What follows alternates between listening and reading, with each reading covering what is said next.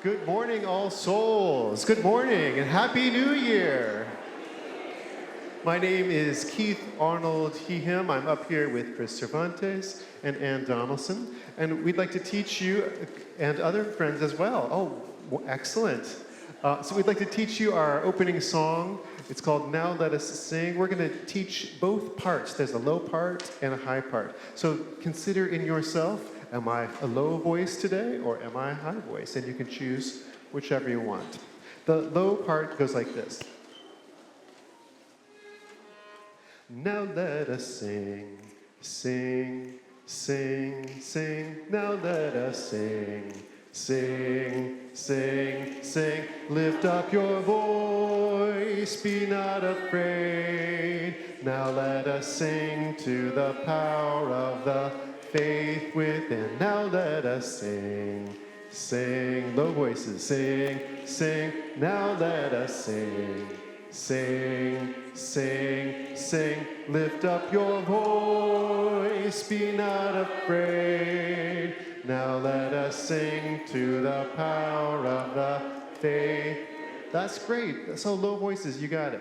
A high voice goes like this. Sing to the power of the faith within. Sing to the power of the faith within. Lift up your voice, be not afraid. Sing to the power of the faith within. Your turn. Sing to the power of the faith within. Sing to the power of the faith within. Lift up your voice, be not afraid. Sing to the power of the faith within. All right, we got the low voices, we got the high voices. All that is needed is a deep breath. I invite you to rise in body, rise in spirit for our first song here at All Souls of the New Year. Now let us sing. 1, 2, 3. Now let us.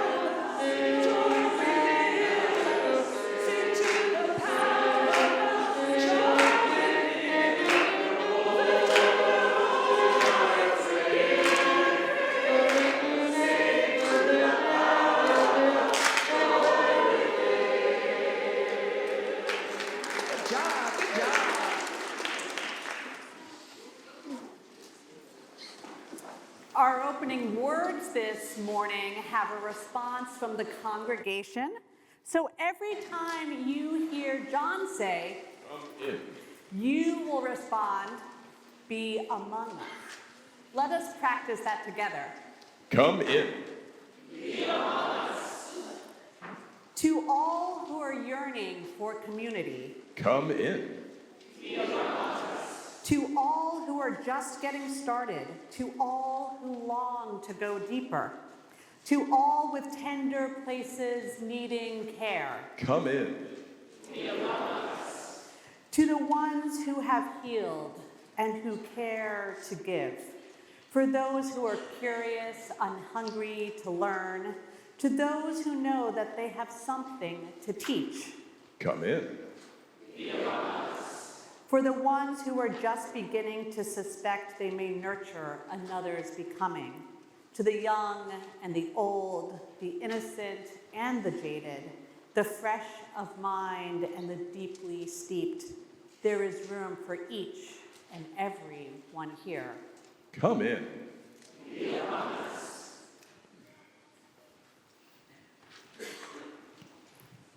By way of introduction of our next song for us today, this is Come, Come, Whoever You Are. The words are by the 13th century Persian Sufi poet Jalal al-Din Rumi, commonly known as Rumi. He wrote the words that we sing today. These words express welcome on this day of welcome and always. This welcome that he's writing from pours from the Islamic theology that Allah is merciful.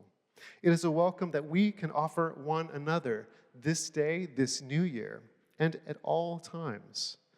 It starts with the words, though you've broken your vows 1,000 times. I'm going to invite us to remain seated for this part of this service, this song, and to feel the welcome coming in, though you've broken your vows.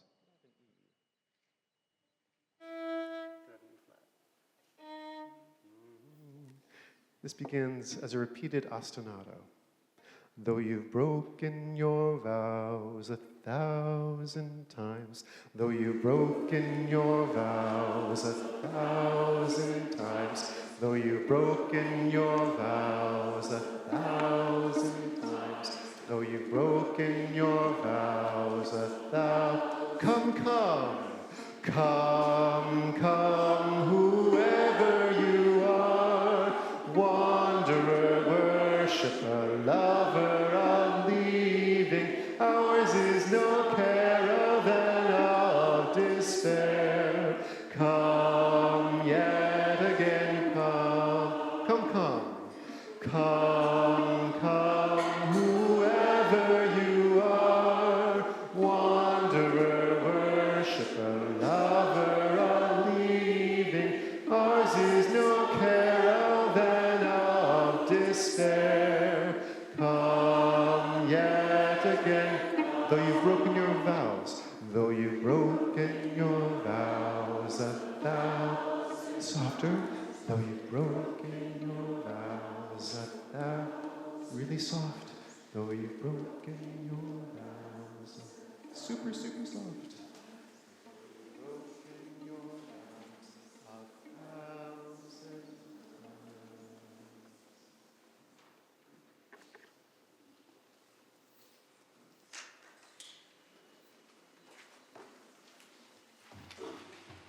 Good morning.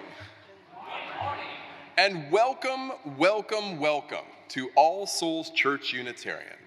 My name is John Matthews, pronouns he, him, and I am your worship associate today. While my wife and I have been attending All Souls since around 2019, I still vividly remember the first time we came. We sat up in the mezzanine, right there, and I think I still remember it so well because of the many things that made me feel right away welcome to and embraced by this amazing community. And I'm excited for folks new to the experience of coming to All Souls to enjoy them too. Here is the first. If this is your first time coming to All Souls, or if you still feel new here, could you raise your hand or on Zoom let folks know in the chat so that we can give you an All Souls welcome? Are there visitors or new folks today?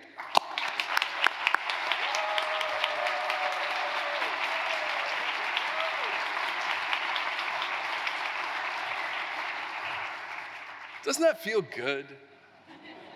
We gather at All Souls in person and on Zoom, accepting each other and ourselves as we are today, where we meet, greet, and embrace all gender identities, sexual orientations, abilities, economic backgrounds, ages, races, creeds, and religion, where all people are welcome at this table of love and fellowship.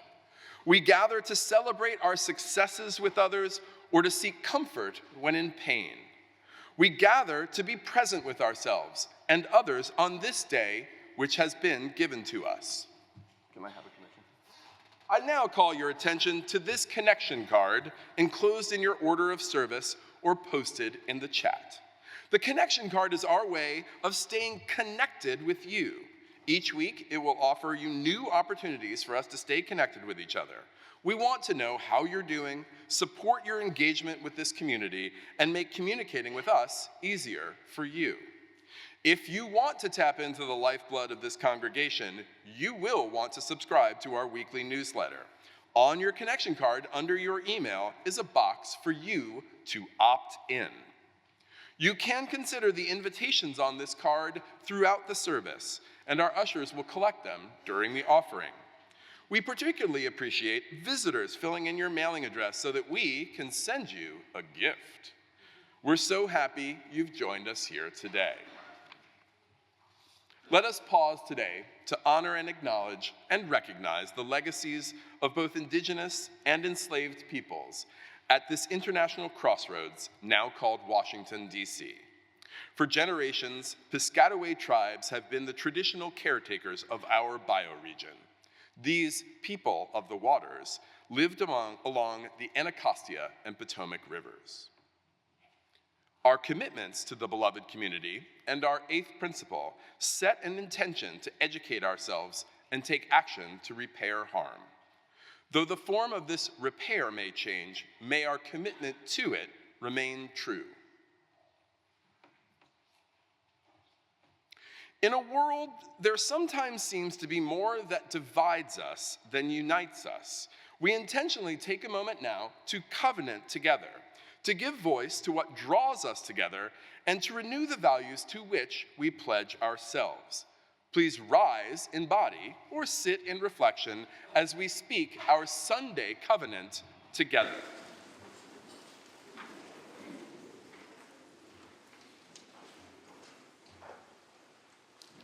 Love is the spirit of our people, and service is our call. To build the beloved community, to seek fuller truths in love, to dwell together in peace, to offer aid and affirmation, and to tend to our mutual well-being. This is our covenant. Stay standing now because we are about to greet one another. This is the other part I remember on my first day that made me feel so welcome when we first came. When the Revere bell rings, you'll know it's time to end our conversations. Let's greet each other, shall we?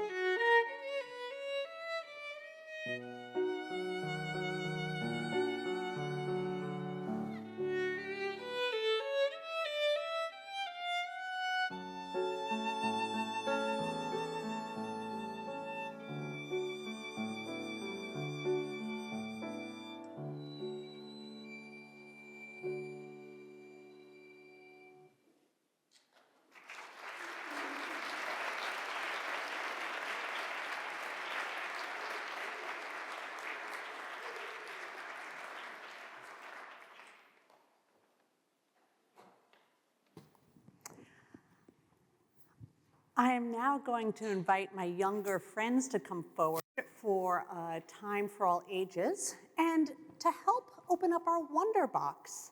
Our Wonder Box represents our curiosities, our wonder, our imagination.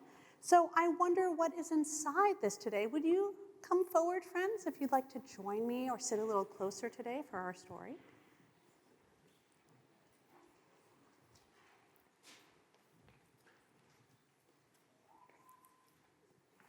Come, come, friends.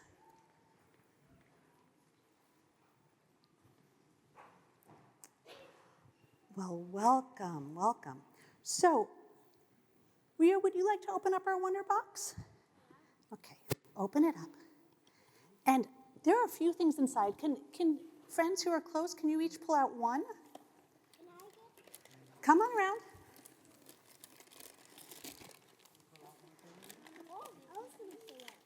Why did I get the orange? There's one last thing.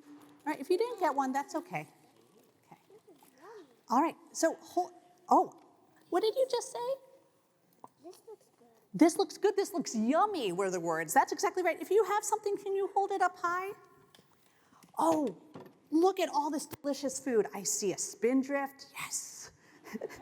Dates, an apple, a tangerine, dried apricots, figs, a chocolate, some cheese. Now you could just hold those for yourself right now in your lap, okay? God, this looks like enough for a feast. Do you know, it reminds me of one time many years ago, before I had kids, I got to be a guest for 2 nights in a Bedouin community. And we slept in this tent under the stars, and I learned so much from the Bedouins who live in the desert in the Middle East about hospitality. Because when you live in a desert, every guest is so important. Every sharing of information about the journey ahead is important. All the sharing of food and drink, so important.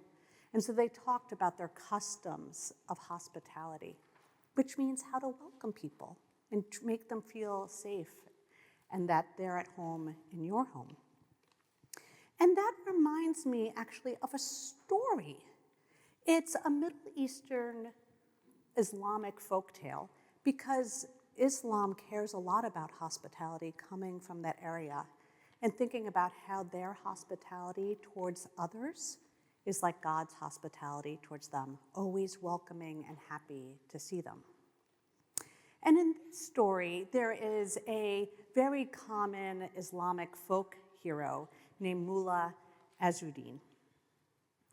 One day, Nasruddin was working in the fields all day long, preparing the fields to grow some delicious food, when he finally looks up from his task and realizes it's growing late. He was so involved, he never stopped to have lunch or take a snack. And probably it was his stomach rumbling that caused him to pay attention to the time. And when he realized he was hungry and the day was at the end, he was so excited because a rich man in his town had invited everyone to a feast. And Nasruddin had been there a number of times and knew how delicious all the foods would be and what a wonderful night he would have. And so he thought, I can't miss any of it. But he noticed the time and he looked down at his clothes and thought, I'm kind of caked in mud. These are my work clothes. This is what I go out in the field in. But if I go home and change, I'm going to be late and miss some of the feast. And he always thought about what a wonderful community he was part of. So he said, I'll just go wearing what I'm wearing. It'll be fine. So he goes straight to this man's house and he knocks on the door and his host enters and his host's like this. And his host just walks away, leaving the door open. And Nasruddin was like, oh, all right. And he goes on in and he sees that even though he didn't go home to change, he's sort of the last one to arrive. So it's good that he went straight there. And everyone was seated and eating and having a good time. And Nasruddin looked around and thought, oh, wait, there's not even a chair for me. And he sees one in the corner and he pulls it up. But he kind of had to like squeeze in, and nobody passes a plate. Nobody says, here, would you like this?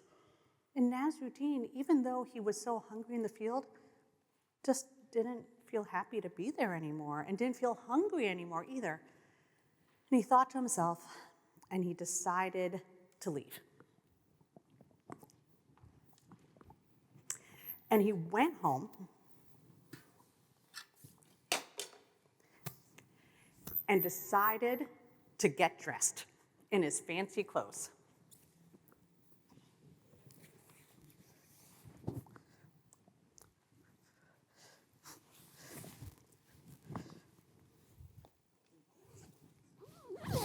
Thank you.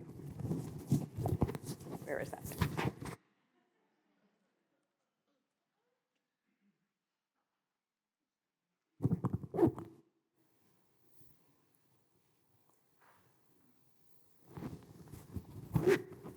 Now, in his formal attire, he knocks again. And the host comes to the door, and the host goes, Nasruddin, you're here. Please come, my friend. Please take a seat with me. And the host sits down, and the host begins to offer him food, as does everyone along the tables. So they hand him some cheese. And Nasruddin takes the cheese and goes, oh, yes. And then he goes, eat, coat, eat. And someone hands him an apple. And he goes, oh, what a fresh, crisp apple. Eat, coat, eat. And someone hands him apricots, a whole bag. And he goes, eat, coat, eat. And same with the Turkish figs, hopefully, and the tangerine, and the spindrift.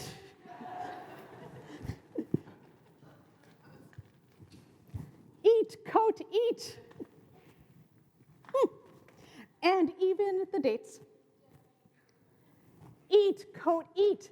And by this time, the faces around him were looking confused, and his host said, Nasruddin, why are you saying eat, coat, eat? Why aren't you eating the food? And Nasruddin said, well, when I showed up in my rags, no one welcomed me. But when I came wearing my fine coat, you gave me a place of honor and offered me all this food. So clearly my coat is the honored guest you seek to host. And they all remembered from that a valuable lesson. Any ideas what that lesson is? Any idea what lesson they remembered? Yes, Sadie? You should accept everyone, that's right. And maybe welcome people the same. And not judge people just by what they look like or kind of everything, but really to treat every person like they're the most important person you have at your table. So I invite us to think about that and how we welcome and could improve our welcome towards others. And as you go and join your families in the pews or go to your religious education classes. And I invite the congregation to sing Sia Hamba.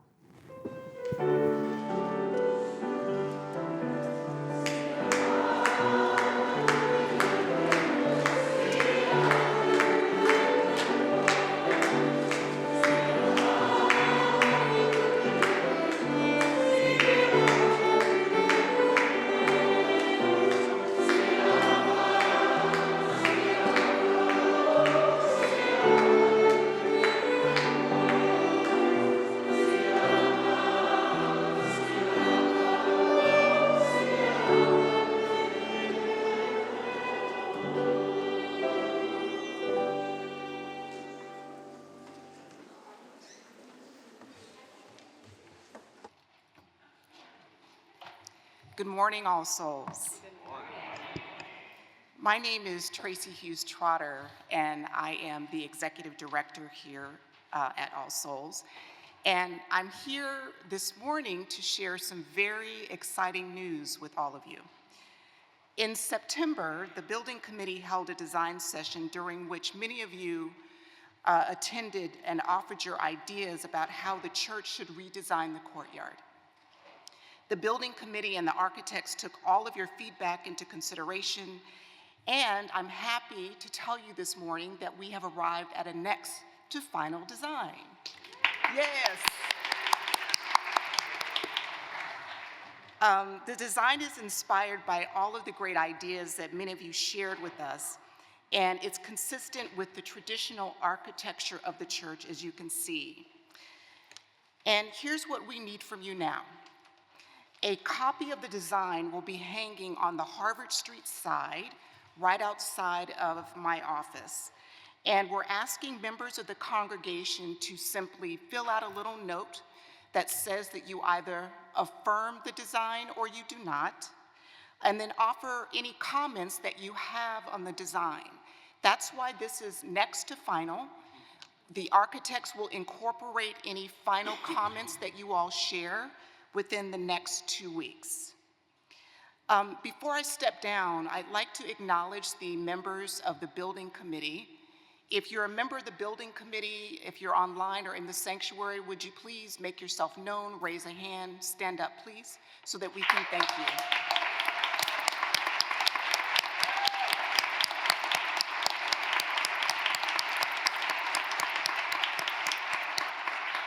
The building committee has been hard at work for just about a year and a half, so this really has been a commitment and a labor of love. Thank you all so very much.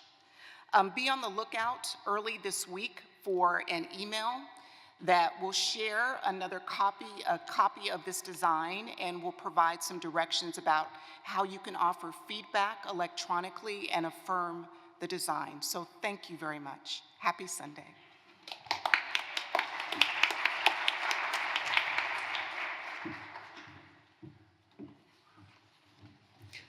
And one more good morning, All Souls.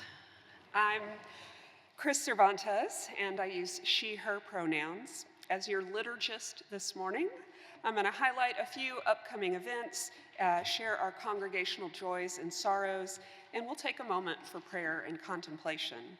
You may want to pull out your connection card. Some of the things that I'll mention are on here listed, and so you can check off something you're interested in and then later turn it in during the offering. You can also, on this card, and this is important, on the connection side, it says, we want you to know how you are doing, and we want to know if you need to talk to us. And so there's a place where you can check for either a minister or a pastoral associate to contact you. So don't forget that as well. As far as announcements go, today at noon, here in the sanctuary and on Zoom, Reverend Anastasia and music director Keith Arnold will have a meeting about how we worship and why we do what we do. Worship design at All Souls values both tradition and a dynamic and creative process. And so if you ever wondered, why do we sing that song? Or why did we change that part of the service? Or who chose that poem? This is a meeting for you. Join us to learn about the many moving parts that go into each Sunday service and the care and thought that go into every decision. We'll talk about it all in an open, listening conversation where you can bring your curiosity, your questions, your experiences, and feedback, and this will be a listening space where we can grow in shared understanding. Also today, our confidential, nonpartisan gathering for federal employees, Social Justice Feds, will meet on the third floor of the church at 12:15 today.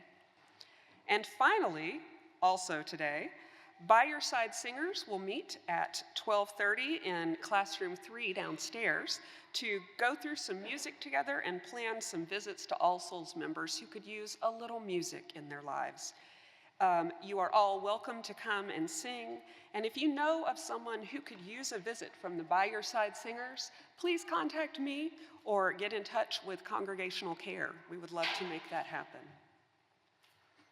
This Wednesday, January 8th at 7:30 p.m. is our Vespers service.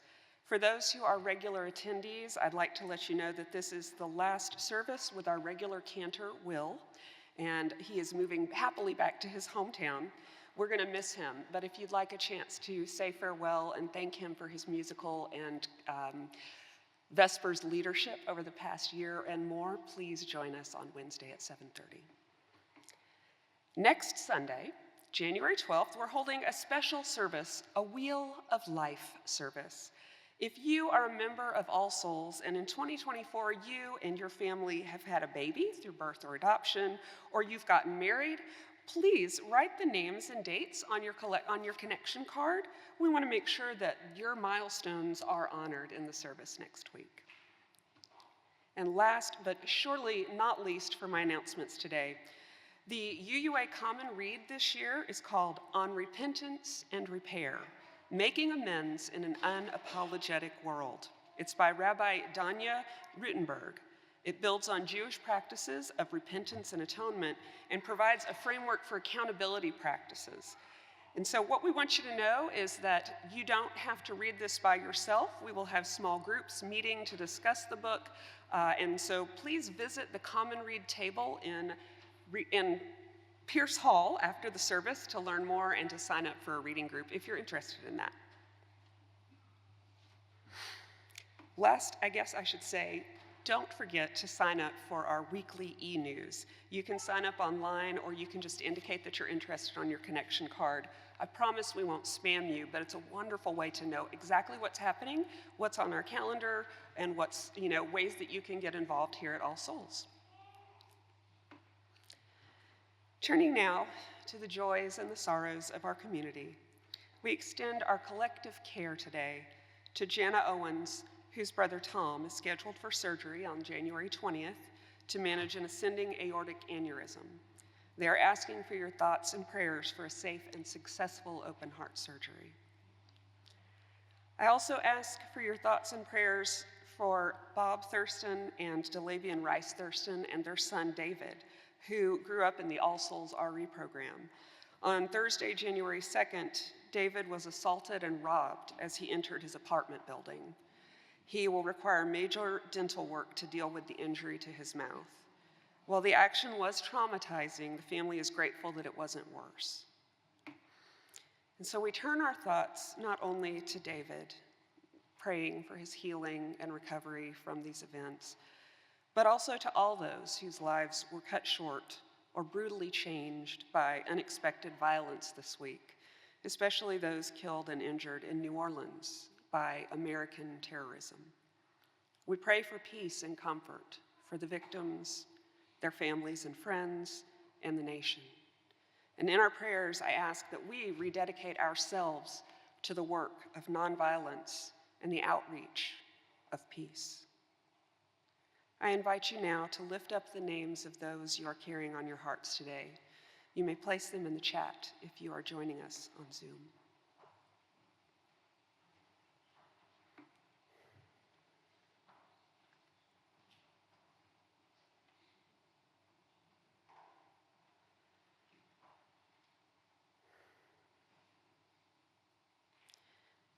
Dear God, which is just another way to say, dear love, I invite you here into this space. Here where we celebrate welcome, you are welcome, love, arriving just in the nick of time to remind us that all is not violence and fear, that tangled up with our fears for the future and our sorrows for the past, tangled up in all these anxieties and worries, resentments and frustrations, there is also you, love. You are right there in the middle of it, and thank goodness for that. Teach us welcome, love, the welcome that comes when we let each person, each family, each community belong. The welcome that allows us to belong instead of forcing us to fit in. A welcome that says, why use violence when we are willing to hear your words? A welcome that says, your pain is understood and accepted and eased through sharing. A welcome that says, bring your best self, your highest self, bring your laughter and your joy and your passion. Teach us that, love. Teach us that welcome. Teach us that welcome that causes us to open our arms when we do see people in pain and afraid, that leads us to reach out with an open hand instead of a closed fist. Teach us, O love, to welcome you. Amen.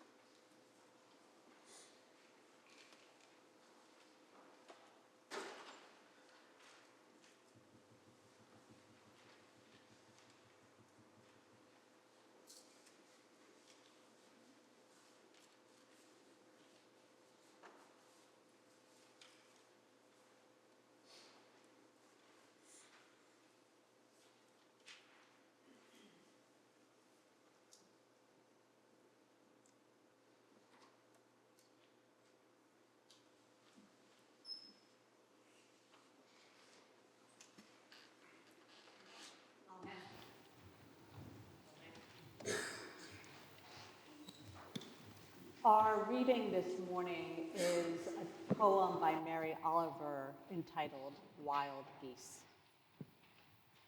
You do not have to be good. You do not have to walk on your knees for 100 miles through the desert, repenting. You only have to let the soft animal of your body love what it loves. Tell me about despair. Yours. And I will tell you mine. Meanwhile, the world goes on. Meanwhile, the sun and the clear pebbles of the rain are moving across the landscapes, over the prairies and the deep trees, the mountains and the rivers. Meanwhile, the wild geese high in the clean blue air, are heading home again. Whoever you are, No matter how lonely, the world offers itself to your imagination. Calls to you like the wild geese, harsh and exciting, over and over, announcing your place in the family of all.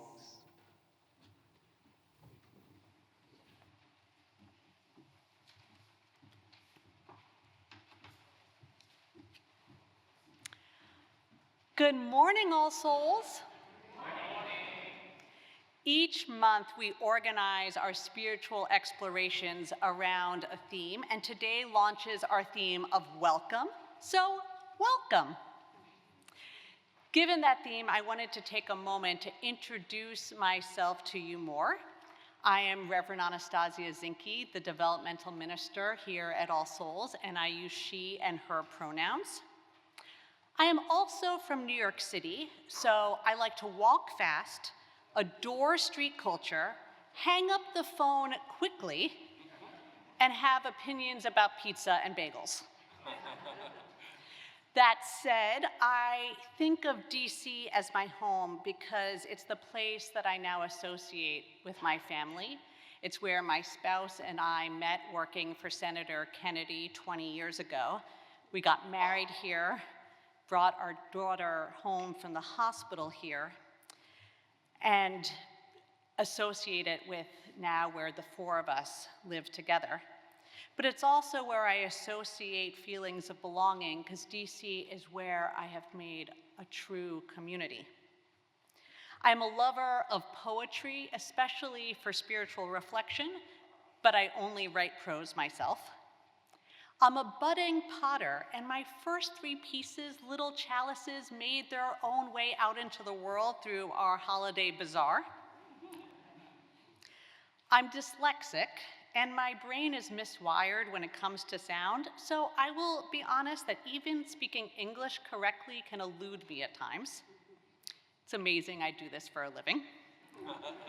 And names are my biggest challenge. So I empathize with the many of you who don't pronounce my name correctly, Anastasia. And my special giftedness is accompanying people through trauma with love and building communities and spiritual resources for resilience. I know a lot about gratitude. And I love All Souls and its wonderful and wholehearted people. And I hope that you discover again and again that you love them too. Following up on that earlier cue, I want to share with you another one of my favorite poems entitled Earthworms by the UU poet Lynn Unger. Earthworms by Lynn Unger. Imagine the only thing God requires of them is a persistent wriggling moving forward, passing the earth through the crinkled tube of their bodies in a motion less like chewing than like song. Everything they encounter goes through them as if it were to move through their very centers and emerge subtly different for having fed us, looser somehow, more open to the possibility of life. They say the job of angels is to sing to God in serried choirs, perhaps. But most jobs aren't so glamorous. Mostly the world depends upon the silent chanting underneath our feet. To every grain that enters, welcome. To every passing mote, be blessed. I'm going to read just 2 parts of it again. Everything they encounter goes through them, as if sunsets, drugstore clerks, diesel fumes, and sidewalks were to move through our very centers and emerge subtly different for having fed us, looser somehow, more open to the possibility of life. Mostly the world depends upon the silent chanting underneath our feet. To every grain that enters, welcome. To every passing mote, be blessed. Among the great gifts that this poem has given me is one, a spiritual reverence for earthworms.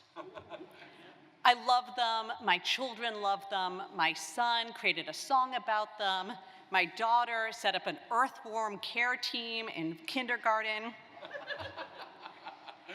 We can joke about it, it's still cool. What a humble creature our world depends upon. And two, it prompts me to recognize what the spiritual practice of welcoming looks like. See, the poem shifted a fundamental framework for me. I love to travel and explore, and I'd always thought about myself as the thing, the person moving about and through the world, going out and encountering others, which suggests that the world was always meant to be continually welcoming me as the journeyer. This poem shifts that entire dynamic. It is the world that is passing through me. It suggests this practice, letting everything we encounter move through our very centers. Letting everything we encounter move through our very centers. It suggests that we do this with everything, not just the experiences of our choosing. Sunsets, yes, and drugstore clerks too.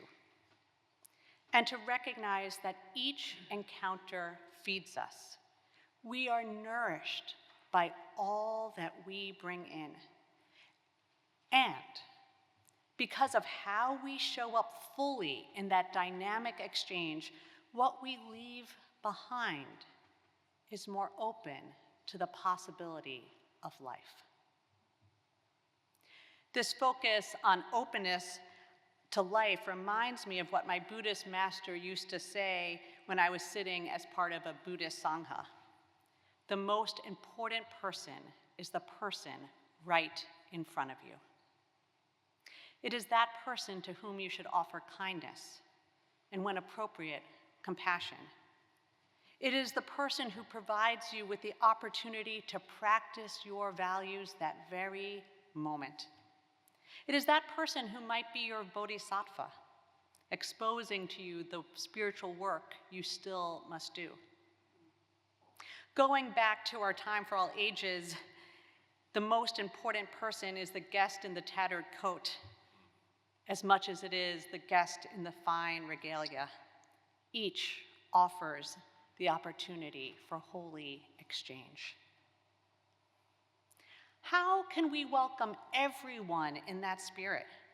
How can we help people feel like we are calling them into community like the wild geese do? How do we announce that kind of belonging?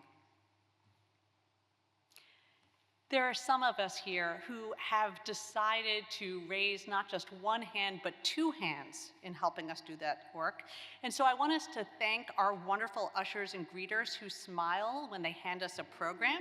So if you're part of that program, not just today, but any Sunday, I invite you to stand or raise your hand on Zoom so we could appreciate you for a moment.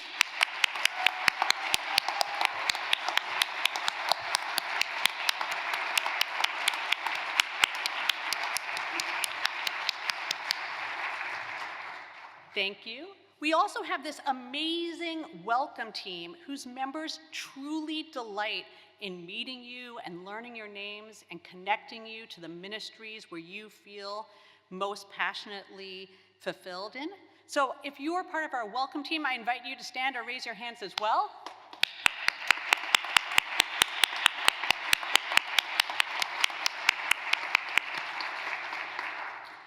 And it's for all those people who make this a welcoming space. Laurel and Daryl, thank you for being our, Lori and Daryl, thank you for being our Zoom hosts. Amanda and Charlie do a fantastic job with our tech team. And to Solomon, let me get a whole group. To Solomon, Tyler, Taylor, Darek, and Tariq, who repair our building, amen, so it can hold us as a community. And to the entire crew of gardeners who make our space green and welcoming and beautiful. And to many more, thank you. Let's appreciate all those.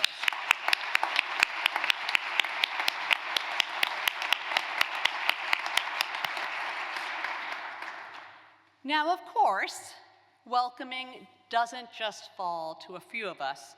So here are 5 tips for welcoming each other. Number 1, the fastest way to cross a room is with a smile. Welcome those people who aren't even near you. 2, call people by name when you know it, and it's okay to look at their name tag. John, welcome. It is wonderful to see you here today. And Chuck, thank you for all that you do to make this space more welcoming. Did you know that 40% of adults in America today regularly experience loneliness? And so a person who lights up and smiles and says, Carolyn, thank you for coming today. It just does something inside, doesn't it? Now, there are spaces here for private conversations, but when we are gathering, for instance, for refreshments after the service, make space for one another. Keep an open space in the circle. Turn your shoulders so others feel invited to come and join in. Perhaps the moment when you have felt most welcomed in was when someone moved in the pew to create a space for you. Number 4, forget judgment. Like in our Time for All Ages, there are many ways that we make judgments or assumptions about others based on their appearance. And there is so much more that we carry with us that a person simply cannot see. Our fears, our hopes, our griefs, the loss of a job, the anticipation of a new baby, a fear for what our world is becoming. So I remind you that gentleness is so much more helpful than judgment. Gentleness, not judgment. And 5 is my singular advice. Be interested. I know being interesting is kind of fun, but be interested. Be interested in the person in front of you. Listen. Ask curious and generous questions. Ask questions you don't know a better answer to. Wise individuals consider the unique characteristics of those in front of them and make it possible for that person to bring out their full potential. This is also the way to win the trust and respect of everyone. I experienced the effect of this myself. Several years ago, I finally had the opportunity, after years of interest, to be trained to lead a program called The Soul of Aging. And it just so happened that the week it was starting, I got sick with something that wasn't COVID, but I was down and out. And even though I was at the tail end of it, at some point that late morning, I just had to take a nap, and I woke up after my alarm had been going off for 2 hours. I also happened in the I'm waking up, I'll check my email, what time is it, to discover that All Souls had sent out an announcement announcing who was on its search committee, and I saw people who I remembered from my years here as a member and felt this new sense of remembrance and yearning and possibility that I didn't even know I was looking for in ministry. Now, because I had overslept for 2 hours and was all in a overwhelmed tizzy about All Souls, I packed up quickly. I looked up directions and just happened to hit then rush hour on 95. So the 45-minute drive was then an hour and 40-minute drive. And all the way up in that slow, grueling traffic, in my mind kept going through this little phrase that I had read in their packet.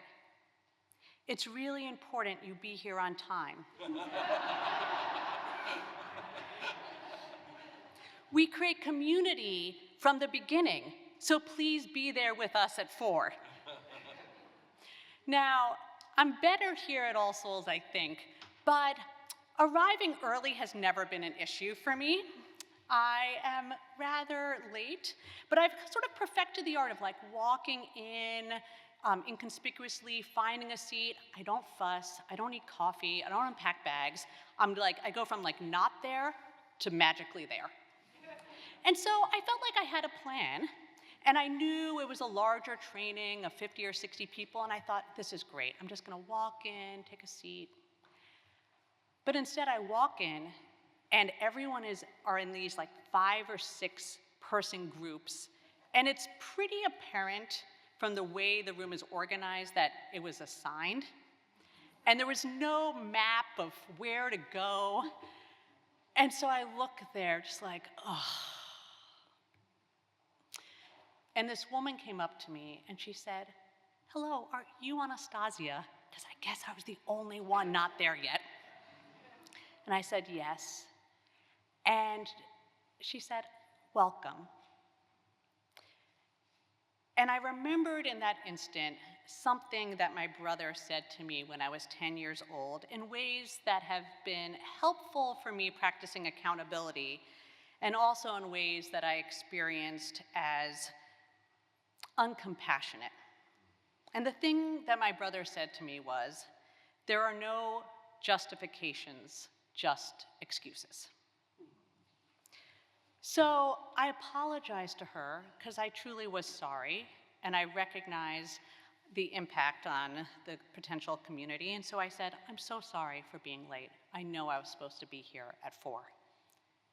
And she looked me in the eyes and with kindness said, I'm sure this was not your intention. And then she said, let me help you find your name badge, and here's your binder, and let me show you to your group. And as she led me over, she said, here, this is Anastasia. She is part of your group. Please help me welcome her. And I'll tell you, that lack of judgment and grace and extended, generous understanding made me feel like this was a place that I could be vulnerable, because this was a place of trust that would allow me to do the spiritual work and training I was there to do. Which brings me back to Mary Oliver. You do not need to be good. We don't come here to be perfect.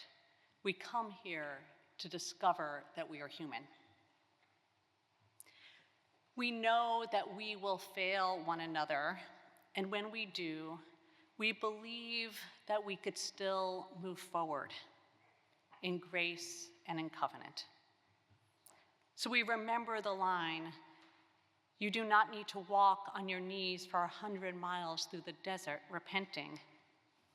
We are not a place of punishment, shame, or retaliation, all of which are counter to our universalist theology and values, and anathema to the practice of welcome. No. You only have to let the soft animal of your body love what it loves. We come here to be a place where not all of the time, but some of the time we say to each other, tell me about despair, yours, and I will tell you mine. When we are in such a place of trust, openness, spiritual exploration and sharing, then we are truly a place of welcome, the place of welcome that we seek to be. It is then that we will experience the best blessing I know, to know and be known fully And that is the blessing in our capacity to give each other on this good day and on all good days. So, my dear ones, who knows what possibility, what life your kind or interested welcome will invite forward? Who knows how you will be nourished by those you truly take the time to encounter? But to each and all, let us say welcome, and upon our parting, be blessed. May it be so, and amen.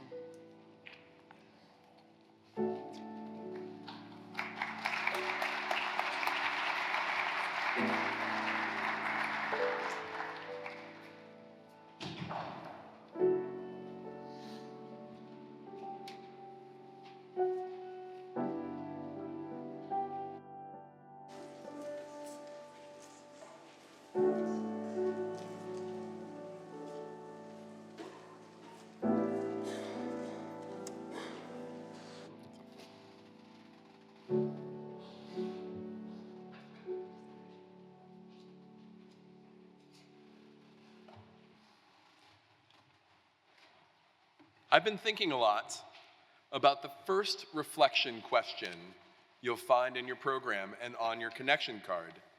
How do you most like to be welcomed? And an answer comes quickly to mind, even though it's really, very rarely ever happened to me.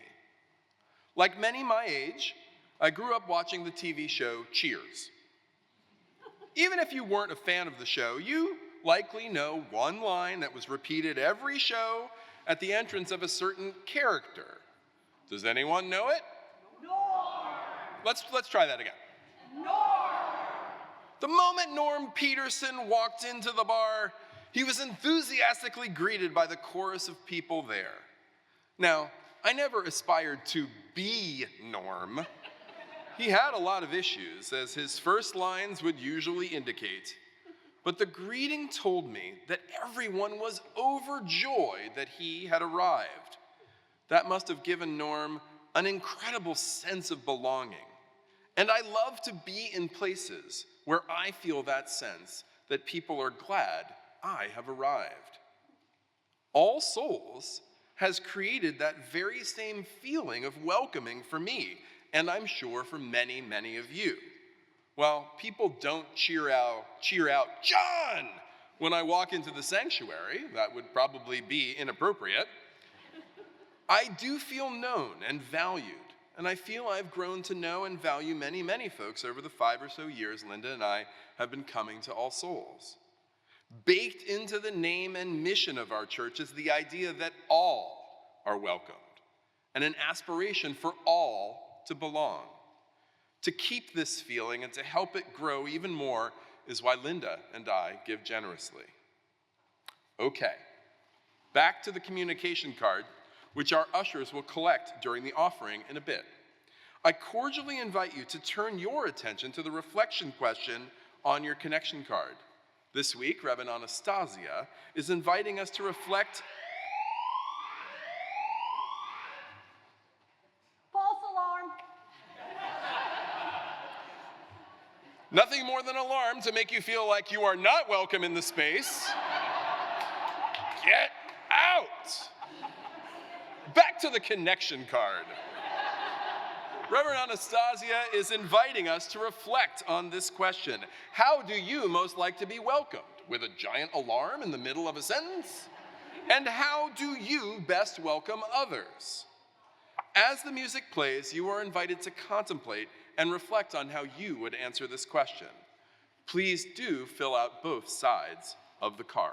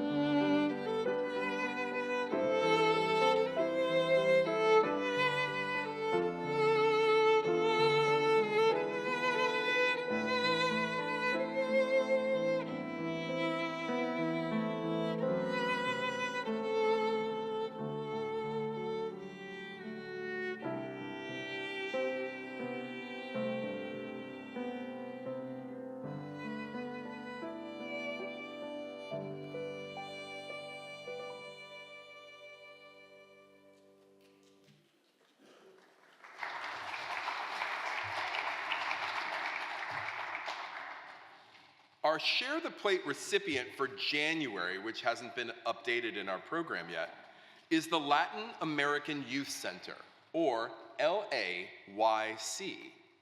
LAYC supports a diverse population of youth through multicultural, comprehensive, and innovative programs that address their social, academic, and career needs. All Souls has a long tradition of supporting their good work, and we're excited to do so again. If you're in the sanctuary, the ushers will be passing the plate for our offering. You can also text to All Souls by sending ASCU to 73256. If you're on Zoom, click the link in the chat, which will direct you to All Souls online giving.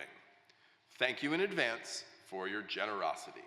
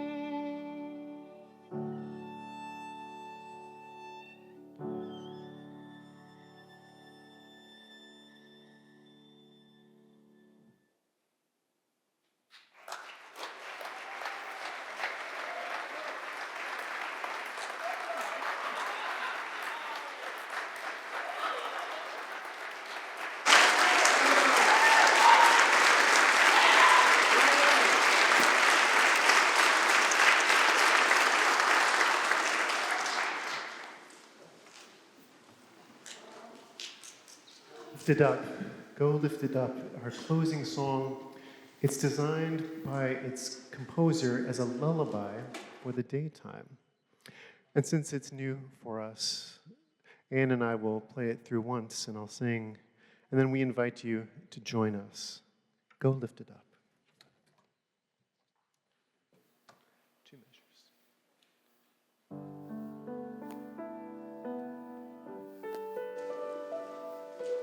Oh, lifted up, now bless your way.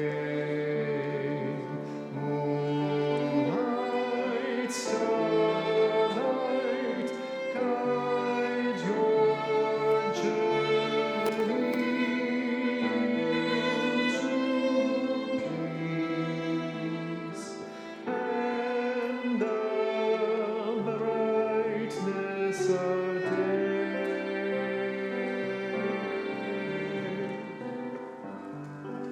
Would you join us? Go lifted up, now bless your way. Moonlight, starlight, guide your journey into peace and the brightness of day.